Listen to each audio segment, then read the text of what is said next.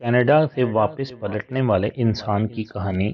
جب اس نے 2 بچوں کے ساتھ 10 سال بعد کینیڈا سے واپس آنے کا ارادہ کیا، پاکستان کے بہت بڑے شہر میں اس کے والدین اور بہن بھائی بہت اچھی زندگی گزار رہے تھے۔ اس کے والد نے نیا گھر تعمیر کیا تو باقی بیٹوں کی طرح الگ سے پورشن اس کے لیے بھی بنوا دیا کہ ہو سکتا ہے باقی بچوں کی طرح میرا یہ بیٹا کینیڈا سے واپس پلٹے، میرے ساتھ زندگی گزارے۔ باپ اکثر بیٹے سے بات کرتے ہوئے کہتا کہ واپس آ جاؤ، پاکستان کی زندگی باہر سے بہت بہتر ہے، مگر بیٹا کہتا آپ نہیں جانتے میں یہاں بہت خوش ہوں اور بہت اچھی سیٹل والی زندگی گزار رہا ہوں۔ اس کہانی کو سننے کے بعد یقیناً بہت سارے لوگ جو دوسرے ممالک میں شفٹ ہونے کا سوچ رہے ہیں اپنا ارادہ بدل دیں گے، خاص کر وہ لوگ جو یورپ، امریکہ اور کینیڈا جیسے ممالک میں شفٹ ہونا چاہ رہے ہیں۔ ان کو اپنے بنیادی حقوق جو کہ ان کو پاکستان میں میسر ہیں دوسرے ممالک میں حاصل کرنے کے لیے زندگی کی بہت بڑی قربانیاں دینی پڑتی ہیں، خاص کر اولاد جیسی نعمت کی قربانی بھی دینی پڑتی ہے، بلکہ بہت سی ایسی باتیں جو وہ اپنی اولاد کے بارے میں سوچ بھی نہیں سکتے مغرب کے گندے معاشرے کی وجہ سے مجبور ہو کر اگنور کر دیتے ہیں۔ اس شخص کی کہانی جو کبھی بھی پاکستان واپس شفٹ کرنے کا سوچ بھی نہیں سکتا تھا، اس دفعہ ارادہ کر گیا تھا کہ اپنے والدین کو بھی کینیڈا لے جائے گا اور کچھ سال ان کو اپنے پاس رکھے گا تاکہ ان کو پاکستان اور کینیڈا کا فرق معلوم ہو جائے۔ اس کا باپ جب کینیڈا گیا تو اس نے وہاں رہنے کو میٹھی جیل کا نام دیا۔ اس کے باپ نے کہا کہ میرے لیے یہ جیل ہے، لیکن ایسی جیل جہاں دنیا کی تمام آسائشیں موجود ہیں لیکن اپنائیت نہیں۔ کچھ عرصہ وہاں گزارنے کے بعد اس کا باپ واپس آ گیا اور واپس آتے ہوئے اس نے اپنے بیٹے بہو بچوں کو بہت اصرار کیا وہ بھی پاکستان شفٹ کر جائیں۔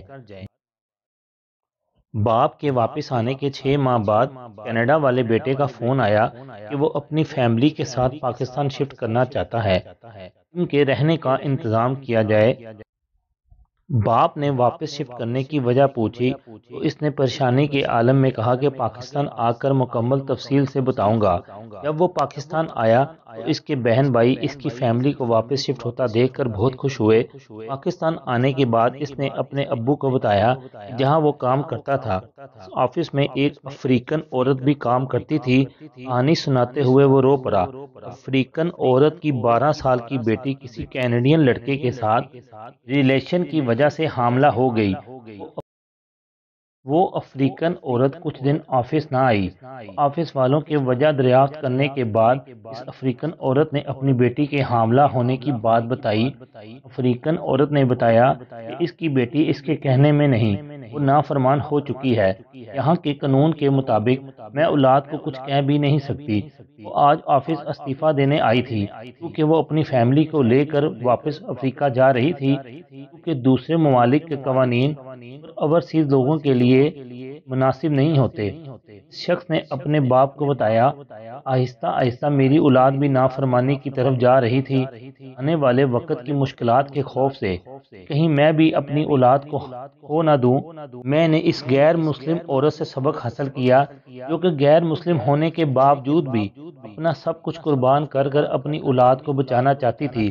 ہم مسلمان ہیں، دنیاوی ترقی اور لذتوں کی خاطر اچھے ماحول میں اپنی اولاد کو نافرمان کرنے کے لیے میٹھی جیل جیسی جگہ پر شفٹ کر رہے ہیں۔ کیا اسلامی معاشرہ ہمیں اس چیز کی اجازت دیتا ہے کہ ہم غیروں کی غلامی کریں، وہاں کے سودی نظام کا حصہ بنیں؟ اوورسیز بننے میں کوئی برائی نہیں، مگر اکثر لوگ اپنی اولادوں کو جوانی میں واپس لے آتے ہیں تاکہ ان کے اچھے رشتے ہو سکیں۔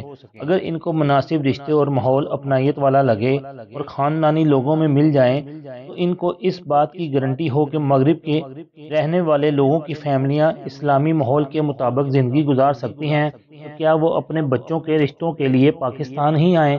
لہٰذا باہر کے ملک میں شفٹ کرنے کی بجائے پاکستان میں ہی ایسا نظام بنانے کی کوشش کریں تاکہ ہمارے ملک میں بھی لوگ دوسرے ممالک سے نوکری کرنے کے لیے آئیں۔